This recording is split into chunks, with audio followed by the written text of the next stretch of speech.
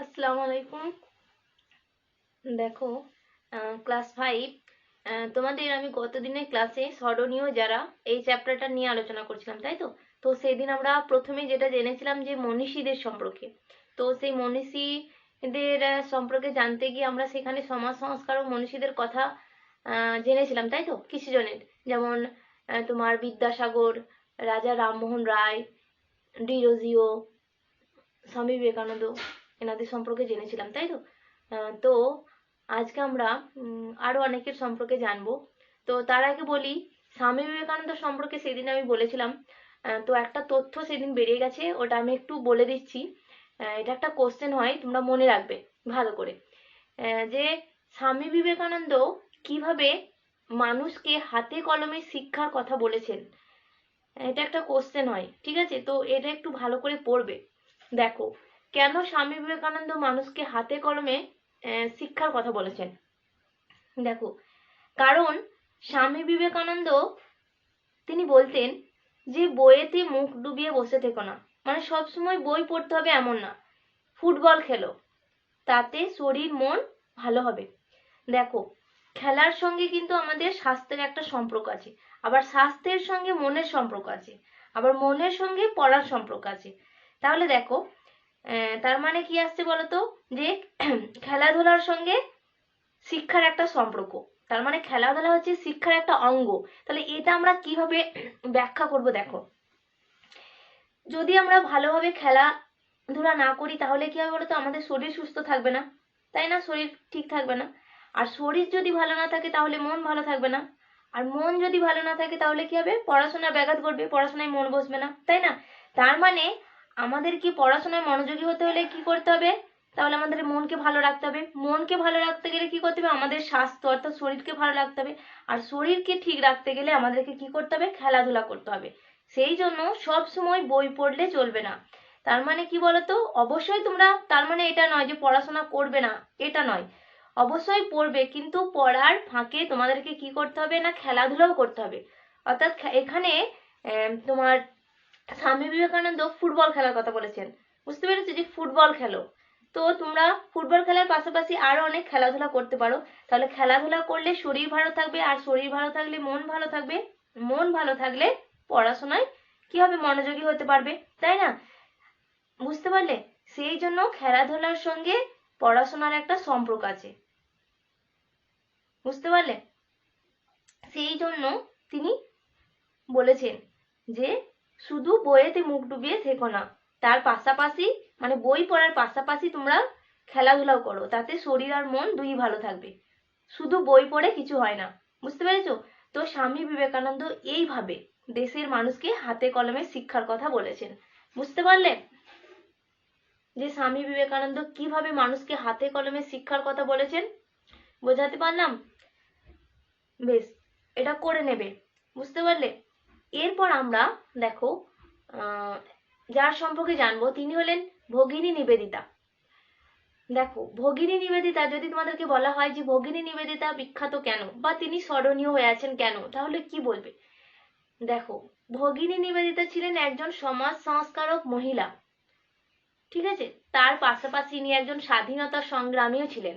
তোমরা যখন বড় হবে তখন স্বাধীনতা সংগ্রামীদের সম্পর্কে জানবে। এখন হয়তো অতটা বুঝতে পারবে না, যখন উঁচু ক্লাসে যাবে তখন তোমরা স্বাধীনতা সংগ্রাম সম্পর্কে অনেক কিছু জানবে। সেইখানে দেখবে যে পুরুষদের পাশাপাশি মহিলারাও স্বাধীনতা সংগ্রামে, অর্থাৎ আমাদের দেশ স্বাধীনতা সংগ্রাম মানে, দেখো তোমাদেরকে যদি খুব সহজ ভাষায় বলি তাহলে কি বলবো, যে তোমরা সবাই জানো আমাদের দেশ স্বাধীন হয়েছে 1947 সালে 15ই আগস্ট। তার আগে, অর্থাৎ 1947 সালের আগে আমাদের দেশ কি ছিল বলতো? পরাধীন ছিল। পরাধীন তার মানে কি বলতো? অন্যের অধীনে থাকতো, তাই না? পরাধীন তার মানে অন্যের অধীনে থাকতো। আর এখানে অন্যের অধীন বলতে আমরা কাদেরকে বুঝি? ব্রিটিশদেরকে। কারণ ব্রিটিশরা তখন আমাদের দেশে রাজত্ব করতো এবং আমাদের দেশের মানুষদের উপর নানাভাবে তারা টর্চার করতো, অত্যাচার করতো, শোষণ করতো। বুঝতে পেরেছো? তো সেই টর্চার থেকে, সেই অত্যাচার থেকে, সেই শোষণ থেকে আমাদের দেশকে মুক্ত করার জন্য আমাদের দেশের কিছু ব্যক্তিবর্গ তাদের বিরুদ্ধে লড়াই করেছিলেন, সংগ্রাম করেছিলেন। বুঝতে পেরেছো? যাতে আমরা তাদের নিয়ন্ত্রণ মুক্ত হয়, অর্থাৎ আমরা নিজেরা নিজেদের মতো করে স্বাধীনভাবে আমাদের দেশকে আমাদের দেশকে কি করতে পারি না শাসন করতে পারি এবং নিজেরা নিজেদের মতো সচ্ছলভাবে স্বাধীনভাবে জীবনযাপন করতে পারি, তাই না? তো তাদের মধ্যে অনেকেই ছিলেন, অনেক পুরুষ ছিলেন, তাদের সম্পর্কে আমরা জানবো। ঠিক আছে, যেমন হচ্ছে তোমার নেতাজি, তারপরে হচ্ছে গান্ধীজি, তারপরে হচ্ছে মাস্টারদা সূর্য সেন, তারপরে বিনয় বাদল দীনেশ, ক্ষুদিরাম বসু, ভগৎ সিং, এরকম অনেকে ছিলেন। এদের সম্পর্কে তোমরা জানবে আস্তে আস্তে পরে।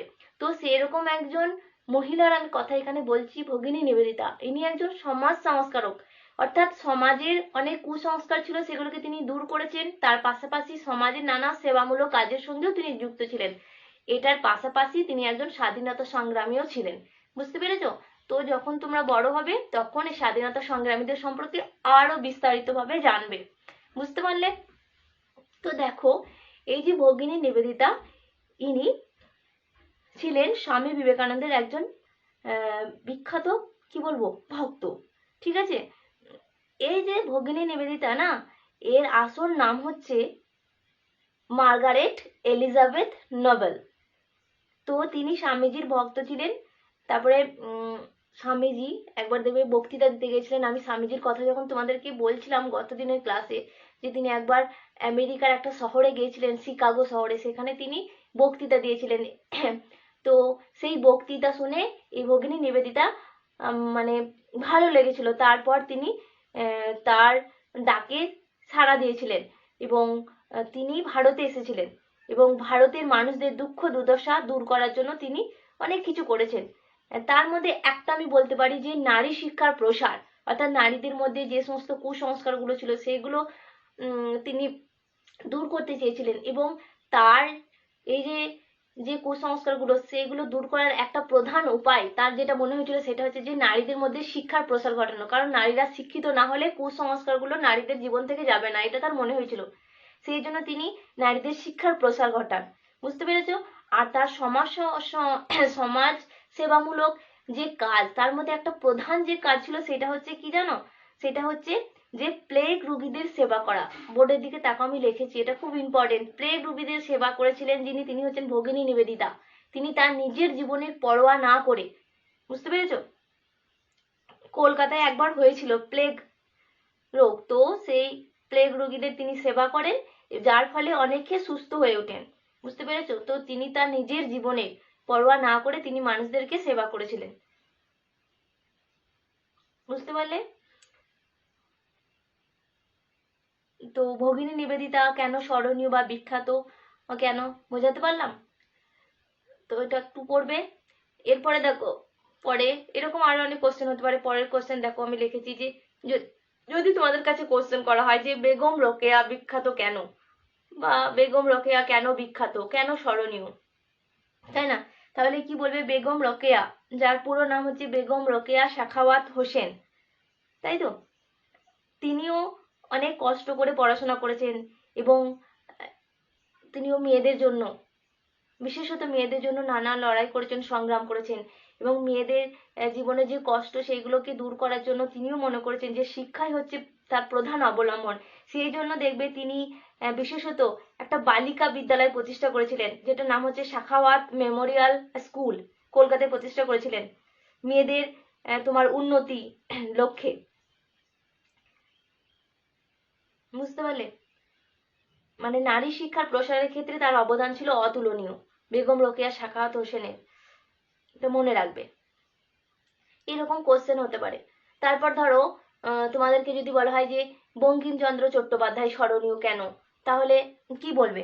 দেখো, যেমন বঙ্কিমচন্দ্র চট্টোপাধ্যায় সম্পর্কে যদি বলা হয় তাহলে কি বলবে?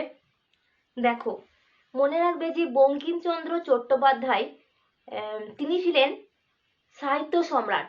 ঠিক আছে, সাহিত্য সম্রাট বলা হয় বঙ্কিমচন্দ্র চট্টোপাধ্যায়কে, এটা মনে রাখবে। বঙ্কিমচন্দ্র চট্টোপাধ্যায় তিনি অনেক উপন্যাস রচনা করেছেন যেগুলোর জন্য তিনি খ্যাতি লাভ করেছেন, যেমন কপাল কুণ্ডলা, দুর্গেশ নন্দিনী। ঠিক আছে, আর একটা মনে রাখবে যে আমাদের দেশের মানুষকে এই স্বাধীনতা সংগ্রামে উদ্দীপ্ত করেছিলেন। ঠিক আছে, এই যে একটু আগে আমি যে কথাগুলো বললাম, যে যেমন ব্রিটিশরা আমাদের দেশে নানাভাবে টর্চার করতো, অত্যাচার করতো আমাদের দেশের মানুষদেরকে অন্যায়ভাবে, হ্যাঁ, জুলুম করতো মানুষদের উপর, তো এইগুলো তো অন্যায়। তো এইগুলো বোঝানোর জন্য আমাদের দেশের মানুষকে তোমার যেই তোমার কি বলবো উপন্যাসগুলো বা গ্রন্থগুলো রচনা করেছিলেন, তো তার মধ্যে তুলে ধরা হয়েছিল, মানে আমাদের দেশের মানুষকে জাগ্রত করা হয়েছিল যে এগুলো এগুলো পড়ে তোমরা জানো যে ব্রিটিশরা সত্যি আমাদের ভালো চায় না, তারা আমাদের ক্ষতি চায় এবং আমাদের উপর যেগুলো করছে সেগুলো অন্যায়। বুঝতে পেরেছো? সেই জন্য এগুলোর বিরুদ্ধে তোমরা প্রতিবাদ করো, লড়াই করো এবং নিজেদের যে অধিকার সেটাকে তোমরা ছিনিয়ে নাও। ঠিক আছে? তো সেই জন্য বলা হচ্ছে স্বাধীনতা সংগ্রামে উদ্দীপ্ত করেছিল। বুঝতে পেরেছো? তো সেই রকমই একটা উপন্যাস এই বঙ্কিমচন্দ্রের লেখা, সেটা হচ্ছে আনন্দমঠ। মনে রাখবে। বুঝতে পারলে? আর একটা কথা এখানে বলে রাখি যে আমাদের দেশে দেবে জাতীয় গীতি যেটা, এটা তোমরা সবাই জানো দেখবে, সেটার নাম হচ্ছে কি বলতো? বন্দে মাতারাম। তাই না? তো সেই বন্দে মাতারাম এটাও হচ্ছে কিন্তু এই বঙ্কিমচন্দ্রের রচনা। বোঝাতে পারলাম? তাহলে এখানে ধরো শর্ট কোশ্চেন হতেই পারে এখান থেকে, যদি বলা হয় সাহিত্য সম্রাট কাকে বলা হয়, তাহলে কি বলবে? বঙ্কিমচন্দ্র চট্টোপাধ্যায়। এই যে আনন্দমঠ উপন্যাস, এটা কার রচনা? বঙ্কিমচন্দ্র চট্টোপাধ্যায়। ঠিক আছে? আর বন্দে মাতারাম যে তোমার গান, এটা কার রচনা? তাহলে বলবে বঙ্কিমচন্দ্র চট্টোপাধ্যায়।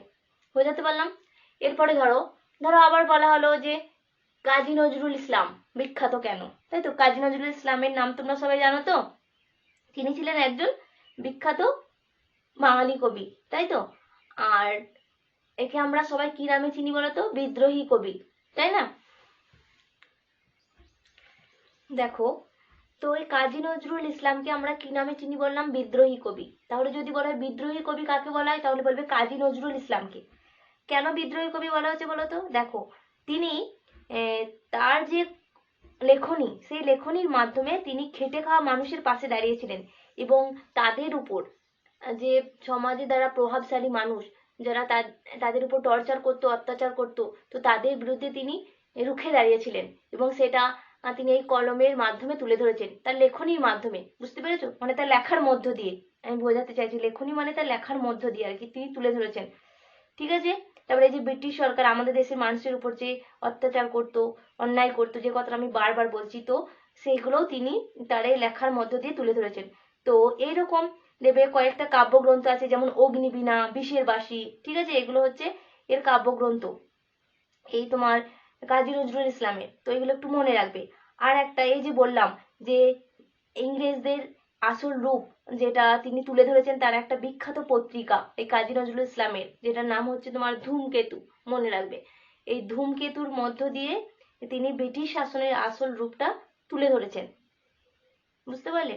তাছাড়াও দেখবে তার লেখা যে গান, যেগুলো আমরা কি বলি বলতো? নজরুল গীতি, তাই না? তো সেই নজরুল গীতিও খুবই হচ্ছে পপুলার, যেগুলো সবই জায়গায় আমরা শুনতে পাই, তাই তো।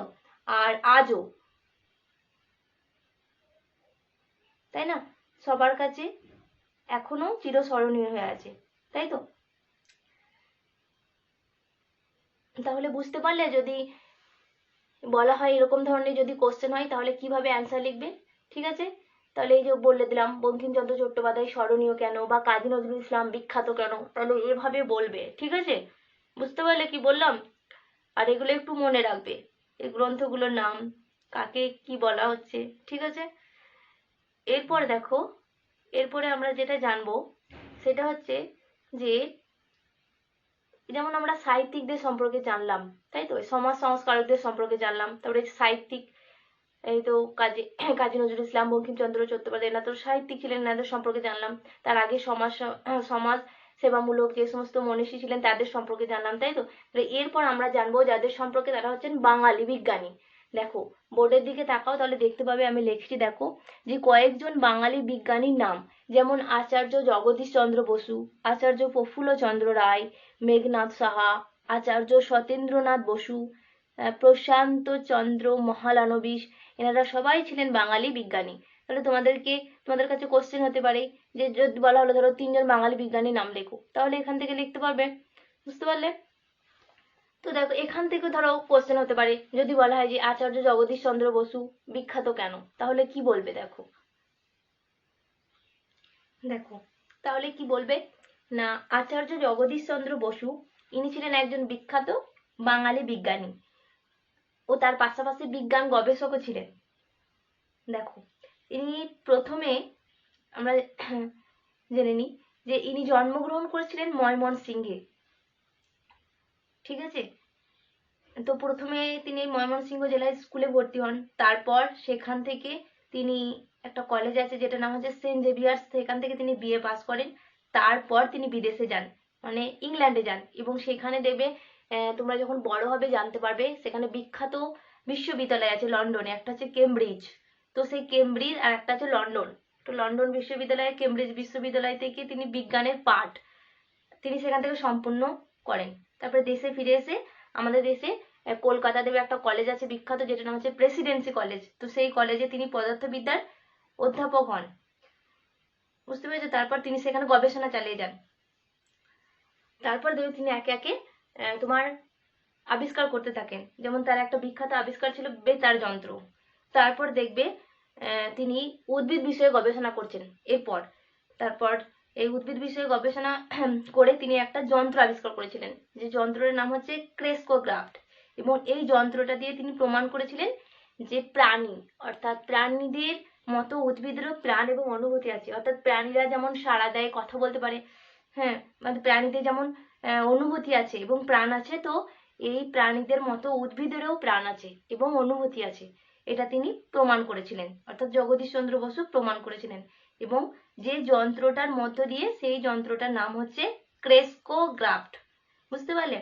তাছাড়াও দেখবে এই জগদীশ চন্দ্র বসু খ্যাতি লাভ করেছেন আর একটা এনার বিশেষ কৃতিত্ব ছিল, যেটা হচ্ছে যে তিনি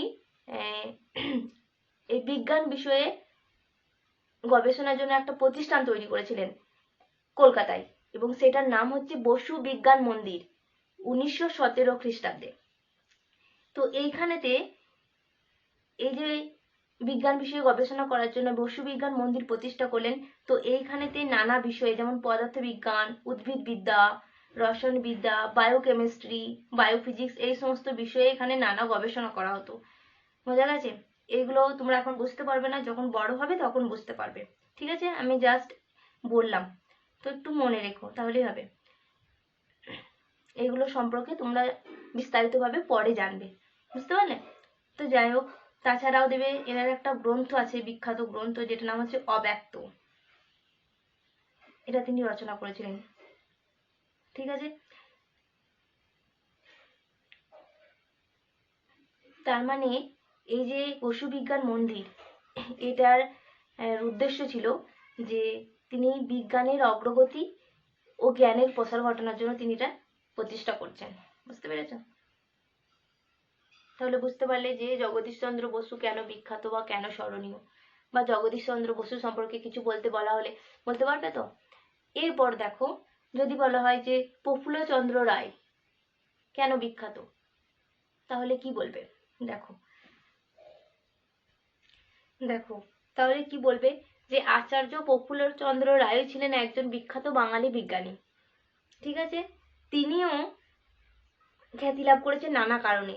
যেমন তার একটা প্রধান কৃতিত্ব বললে বলবে যে Bengal chemical and pharmaceutical works limited নামে একটা কারখানা তিনি প্রতিষ্ঠা করেছিলেন।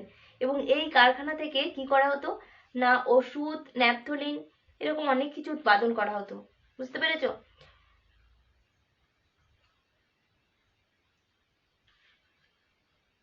তিনি দেখো শুধু এটার সঙ্গেই যুক্ত ছিলেন তা না, তিনি নানা সেবামূলক কাজের সঙ্গে যুক্ত ছিলেন। যেমন ধরো কোথাও বন্যা, কোথাও দুর্ভিক্ষ দেখা দিলে তিনি এগিয়ে যেতেন এবং সাহায্য করতেন, সাহায্যের হাত বাড়িয়ে দিতেন। মানে এই যে মানুষ সমস্যার মধ্যে পড়তো, তো সেই সমস্যার মোকাবেলা করার জন্য তিনি সামনে এগিয়ে যেতেন এবং তার সহযোগিতার হাত বাড়িয়ে দিতেন, বুঝতে পেরেছো? আর একটা কথা মনে রাখবে যে এর একটা বিখ্যাত গ্রন্থ আছে যেটার নাম হচ্ছে হিন্দুর রসায়ন শাস্ত্রের ইতিহাস। এই বইটা তিনি লিখেছিলেন। ঠিক আছে, তো এগুলো একটু পড়ে নেবে, বুঝতে পারলে? তো দেখো, আমি আজকে যতটুকু পড়ালাম এগুলো ভালো করে দেখো এবং বোঝার চেষ্টা করো। আর যদি কোথাও কোনো প্রবলেম হয় বুঝতে, তাহলে অবশ্যই আমাকে বলবে, ঠিক আছে? আর দেখো, আমি তোমাদের এই স্মরণীয় যারা এখান থেকে যতটুকু পড়ানো হলো তোমাদের তো আমি কিছু শর্ট কোশ্চেন তোমাদেরকে বলছি, এগুলো একটু ভালো করে মনে রাখবে আর অবশ্যই খাতাতে লিখে নেবে, তাহলে তোমাদের পড়তে সুবিধা হবে। বুঝতে পেরেছ? দেখো, ধরো তোমাদেরকে বলা হলো যে বিশ্বকবি কাকে বলা হয়। বিশ্বকবি বলা হয় রবীন্দ্রনাথ ঠাকুরকে। ঠিক আছে, মনে রাখবে। যদি বলা হয় সাহিত্য সম্রাট কাকে বলা হয়, তাহলে কি বলবে? বঙ্কিমচন্দ্র চট্টোপাধ্যায়। ঠিক আছে। যদি বলা হয় বিদ্রোহী কবি কাকে বলা হয়, তাহলে কি বলবে? কাজী নজরুল ইসলাম। হলো? বুঝতে পারলে? তাহলে বিশ্বকবি রবীন্দ্রনাথ ঠাকুর, সাহিত্য সম্রাট বঙ্কিমচন্দ্র চট্টোপাধ্যায়, বিদ্রোহী কবি কাজী নজরুল ইসলাম। ঠিক আছে। এবার বলা হলো যে কাজী নজরুল ইসলামের একটা উপন্যাসের নাম লেখো, তাহলে কি বলবে? যেমন অগ্নিবীণা বা বিষের বাসি, যে কোনো একটা বলে দেবে, তাহলেই হবে। যদি বলা হয় যে বন্দে মাতারাম যে গান, এটি কে রচনা করেন, তাহলে কি বলবে? বঙ্কিমচন্দ্র চট্টোপাধ্যায়। ঠিক আছে। যদি বলা হয় আনন্দমঠ উপন্যাস কার লেখা, তাহলে বলবে বঙ্কিমচন্দ্র চট্টোপাধ্যায়। হলো? এবারে দেখো, যদি তোমাদেরকে বলা হয় আচার্য প্রফুল্লচন্দ্র রায় কে ছিলেন, 1 নম্বরের কোশ্চেন, তাহলে কি বলবে? আচার্য প্রফুল্লচন্দ্র রায় ছিলেন একজন বাঙালি বিজ্ঞানী। হয়েছে? বুঝতে পারলে? এবারে ধরো তোমাদেরকে বলা হলো যে স্বামী বিবেকানন্দের বিদেশিনী শিষ্যার নাম কি।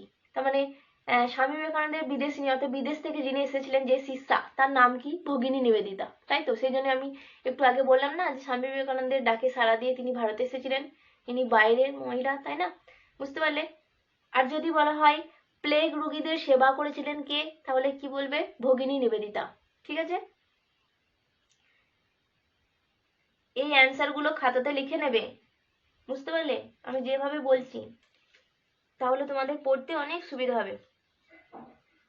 তারপরে যদি বলা হয় বিবেকানন্দকে আমরা কোন নামে চিনি, কোন নামে চিনি বলো তো? স্বামীজি। তাই তো? বুঝতে পারলে? তারপরে ধরো বলা হলো যে কোন প্রথাকে রামমোহন রায় নিষিদ্ধ করেছিলেন? সতীদাহ প্রথা। তাই তো? আবার যদি বলা হয় ঈশ্বরচন্দ্র বিদ্যাসাগরের লেখা একটা বইয়ের নাম, কি বলবে? ঈশ্বরচন্দ্র বিদ্যাসাগরের লেখা একটা বইয়ের নাম হচ্ছে বর্ণ পরিচয়। বুঝতে পারলে? তারপরে দেখো, যদি তোমাদের বলা হয় যে বিদ্যাসাগরের একটা কৃতিত্ব বা একটা ভালো গুণের কথা লেখো, তাহলে কি লিখবে? না, বিদ্যাসাগর যে সমস্ত ভালো কাজ করেছিলেন তার মধ্যে একটা হচ্ছে আইন পাস করিয়ে বিদ্যাসাগর ভারতে বিধবা বিবাহের প্রচলন করেছিলেন। বুঝতে পেরেছো? তার মানে বিদ্যাসাগরের একটা কৃতিত্ব বা তার একটা ভালো গুণ বা কাজ যদি বলতে বলা হয়, তাহলে কি বলবে? যে আইন পাস করিয়ে বিদ্যাসাগর ভারতে বিধবা বিবাহের প্রচলন করেছিলেন। বুঝতে পারলে?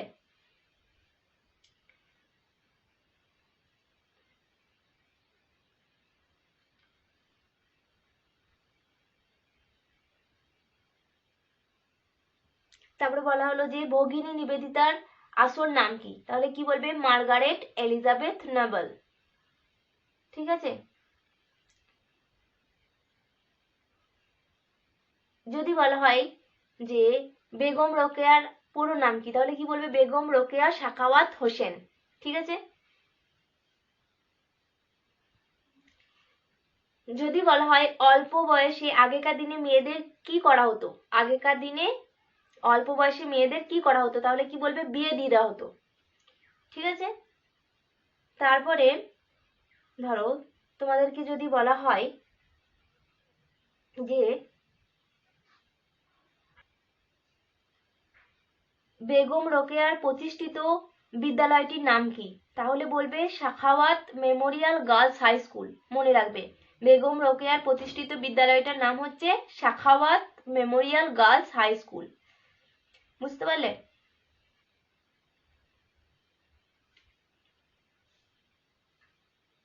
তারপর আমি একটু আগেই বললাম যে আমেরিকার শিকাগো শহরে বিশ্ব ধর্ম মহাসম্মেলনে যিনি গিয়েছিলেন তিনি কে? মনে রাখবে, স্বামী বিবেকানন্দ। ঠিক আছে। আর এটা আমি আগেও বললাম, আবার এখন বলছি যে প্লেগ রোগীদের সেবা করে যিনি খ্যাতি অর্জন করেছেন তিনি হচ্ছেন ভগিনী নিবেদিতা। ঠিক আছে। বুঝতে পারলে? একটু ভালো করে মনে রাখবে।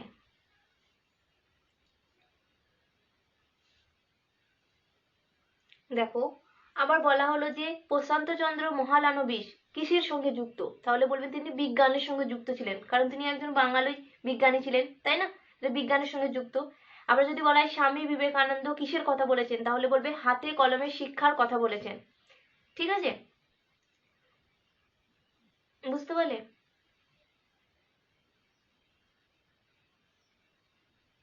তো দেখো আমি এখানে যে শর্ট কোশ্চেন গুলো তোমাদের বললাম, এগুলো তোমরা প্রত্যেকে তোমাদের খাতাতে লিখে নেবে অ্যান্সার গুলো, বুঝতে পেরেছো? আর শর্ট কোশ্চেন গুলো ভালোভাবে লিখে নিয়ে তারপর পড়বে। দেখো আমরা তো তোমার স্মরণীয় যারা এখান থেকে কিছু শর্ট কোশ্চেন জানলাম, তাই তো? তাহলে মানে আগে যে চ্যাপ্টারগুলো পড়ানো হয়েছে তাহলে সেইগুলো থেকে একটু আলোচনা করে নিই, তাহলে তোমাদের অনেক সুবিধা হবে, তাই তো? যেমন আগে যেগুলো পড়েছিলাম, যেমন নানা জায়গায় প্রকৃতির নানা সম্পদ, প্রকৃতি ও মানুষ মিলে তৈরি করে সম্পদ, লেখা নেই কাগজে আছে শুধু মগজে, আর জ্ঞান আর উৎসব, এগুলো আগে পড়ানো হয়েছে, তাই তো? তো ওখান থেকে তাহলে আমরা কিছু দেখি শর্ট কোশ্চেন। যেমন ধরো তোমাদেরকে যদি তোমাদেরকে বলা হলো যে পাকা বাড়ি তৈরি করতে পাথর পাওয়া যায় কোন জায়গা থেকে বলো তো? লাল মাটি থেকে, তাই না? তো লাল মাটিতেই পাথর পাওয়া যায়, যেটা বাড়ি তৈরি করতে কাজে লাগে, পাকা বাড়ি তৈরি করতে। তাহলে এটা মনে রাখতে হবে যে পাকা বাড়ি তৈরি করার জন্য যে পাথরের দরকার সেটা পাওয়া যায় লাল মাটিতে। ঠিক আছে, তারপরে ধরো তোমাকে বলা হলো যে মাছ মাছ হচ্ছে কি বলো তো? মনে রাখবে মাছ হচ্ছে জলজ সম্পদ, মানে জলে পাওয়া যায়, আমরা তো মাছকে জলে পাই, তাই না? জলে থাকে, বাস করে, সেই জন্য মাছ হচ্ছে কি জলজ সম্পদ, মনে রাখবে।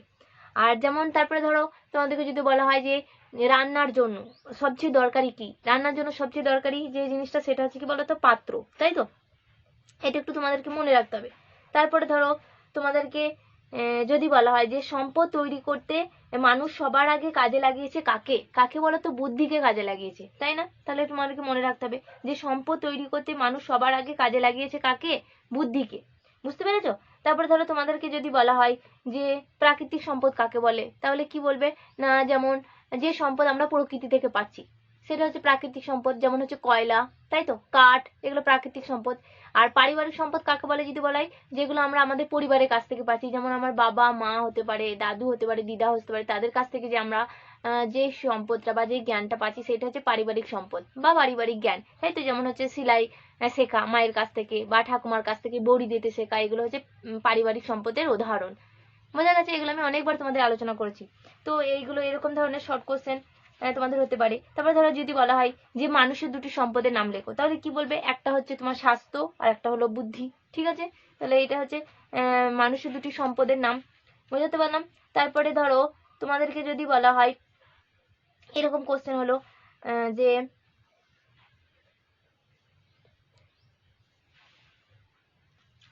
যে অলিখিত সম্পদগুলো বা অলিখিত জ্ঞান সম্পদ যেগুলো সেইগুলো হচ্ছে কোন সম্পদ, তাহলে তোমরা কি বলবে বলো তো? অলিখিত সম্পদ মানে যেগুলো বইয়ে পাওয়া যায় না, তাই তো? তাহলে সেগুলো কোন সম্পদ হবে? সেগুলো হবে পারিবারিক সম্পদ, তাই না? মনে রাখবে যে অলিখিত যে জ্ঞান সম্পদ সেগুলো হচ্ছে কি পারিবারিক সম্পদ। ঠিক আছে, বুঝতে পারলে কি বললাম? আর একটা জিনিস মনে রাখবে যে মানুষ তার নিজের স্বাস্থ্য আর কি বলতো না, মানুষ তার স্বাস্থ্য আর হচ্ছে বুদ্ধিকে কাজে লাগিয়ে আরো অনেক সম্পদ তৈরি করেছে, এটা মনে রাখবে, স্বাস্থ্য আর বুদ্ধিকে কাজে লাগিয়ে। ঠিক আছে, এটা তোমাদেরকে মনে রাখতে হবে, বোঝাতে পারলাম? তারপরে ধরো তোমাদেরকে যদি বলা হয় যে কয়লা পুড়িয়ে কি তৈরি হয়, তাহলে কি বলবে? কয়লা পুড়িয়ে তৈরি হয় কি? বিদ্যুৎ, মনে রাখতে হবে যে কয়লা পুড়িয়ে তৈরি হচ্ছে বিদ্যুৎ। তারপর যদি বলা হয় তোমাদের একটা মানবীয় সম্পদের নাম বা মানুষের তৈরি সম্পদের নাম, একই জিনিস, ঠিক আছে? তাহলে বলবে ঘাবড়ানোর কিছু নেই, তাহলে বলবে কি? বুদ্ধি। বুঝতে পেরেছ কি বললাম? তারপরে যদি বলা হয় যে আগে মানুষ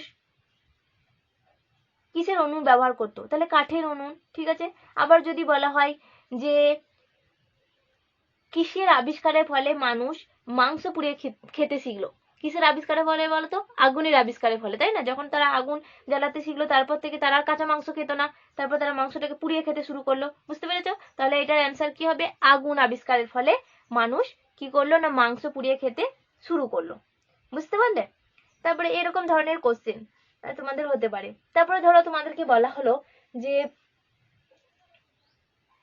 আমরা কোন সম্পদের সাহায্যে আমরা পরিশ্রম করতে পারি, যদি আমাদেরকে বলা হয় এরকম কোশ্চেন, যে কোন সম্পদের সাহায্যে আমরা কি করি পরিশ্রম করতে পারি। কোন সম্পদ, তাহলে কি বলবে স্বাস্থ্য। তাহলে স্বাস্থ্য নামক আমাদের যে সম্পদটা আছে, তাই তো, এটা মানুষের দুটো সম্পদ, স্বাস্থ্য আর বুদ্ধি, অনেকবার করে বলছি, মনে রাখবে। তো স্বাস্থ্য নামক যে সম্পদটা মানুষের, তো সেইটার সাহায্যে মানুষ কি করে পরিশ্রম করতে পারে, তাই না। আবার যদি তোমাদেরকে বলা হয় যে ইট, ইট তৈরি হয় কোন কোন উপাদানে, তাহলে কি বলবে না কয়লার মাটি দিয়ে তৈরি হয় ইট। বুঝতে পেরেছো, মনে রাখবে এটা, যে কয়লা আর মাটি দিয়ে তৈরি হয় ইট, ঠিক আছে।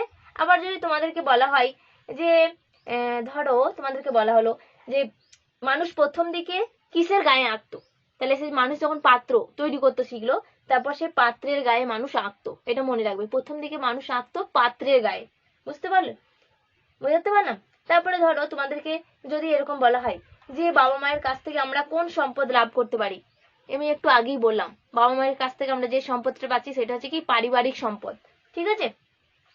দেখো তাহলে এই যে প্রাকৃতিক সম্পদ, তারপরে পারিবারিক সম্পদ, এগুলো পড়ার আগে সম্পদ কাকে বলে এটা একটু পড়ে নেবে। বুঝতে পেরেছো, তোমাদেরকে আমি পড়িয়েছিলাম, তোমাদের মনে আছে তো যে সম্পদ কাকে বলে। তখন আমি তোমাদেরকে কি বলেছিলাম বলো তো, আমি বলেছিলাম যে ছোঁয়া যায় এমন এবং ছোঁয়া যায় না এমন যে যে জিনিস বা বিষয় আমাদের মানুষের কাজে লাগে সেগুলো হচ্ছে সম্পদ, তাই তো।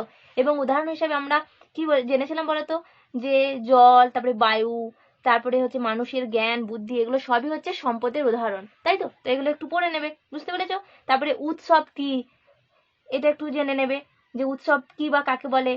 তখন আমি কি বলেছিলাম বলতো, আমি তোমাদের পড়িয়েছি, তাই তো, যে অনেক মানুষকে নিয়ে পালন করার মতো যে অনুষ্ঠান সেটাকে আমরা কি বলি উৎসব বলি, তাই তো। তারপরে কয়েকটা উৎসবের উদাহরণ, যেমন হিন্দুদের ক্ষেত্রে যেমন হচ্ছে তোমার দুর্গা পূজা, তারপরে হচ্ছে তোমার লক্ষ্মী পূজা, তাই তো, তারপরে জামাই ষষ্ঠী, তাই না। তো এগুলো সবই হচ্ছে তোমার উৎসবের উদাহরণ। যেমন আমার মুসলিমদের হচ্ছে ঈদুল জুহা, ঈদুল ফেতর, তাই তো, এগুলো হচ্ছে তোমার উৎসবের উদাহরণ। তো এগুলো একটু মনে রাখবে। দেবে উৎসব নিয়ে আমি তোমাদের একটা ভিডিও করেছিলাম এবং সেইখানেতে দেবে আমি উদাহরণগুলো খুব সুন্দরভাবে তোমাদেরকে দিয়েছি, ওটা একটু দেখে নেবে। বুঝতে পেরেছো, তাহলে শর্ট কোশ্চেনগুলো ভালোভাবে করতে পারবে। বুঝতে পারলে, তো এরকম ভাবে তোমরা এই প্রত্যেকটা চ্যাপ্টার থেকে শর্ট কোশ্চেনগুলো রেডি করে পড়বে। বুঝতে পেরেছো, যে এরকম ভাবে আমি বলে দিলাম, এরকম করে আমি তোমাদের কিছু উদাহরণ দিয়ে দেখিয়ে দিলাম, তোমরা বুঝতে পারলে যে কিরকম করে শর্ট কোশ্চেনগুলো তোমাদেরকে করতে বলা হচ্ছে। তো এরকম ভাবে করো, ঠিক আছে। আর আমি যে কোশ্চেনগুলো তোমাদেরকে বললাম এগুলো খাতাতে লিখে নেবে সুন্দর করে এবং পড়বে। বুঝতে পারলে, আর আরো দেবে এখান থেকে কোশ্চেন হবে। তোমাদের কাছে বই আছে, তোমরা জানো নিশ্চয়ই, তোমাদের সবার কাছে আছে, তো সেই বইটা দেখে পড়বে। বুঝতে পেরেছো, আর আমি যেগুলো দিলাম এগুলো ভালো করে পড়ো, ঠিক আছে। আর যদি বুঝতে কোথাও কোনো সমস্যা হয় তাহলে অবশ্যই আমাকে বলবে, ঠিক আছে। তো আজ এই পর্যন্তই, আসসালামু আলাইকুম।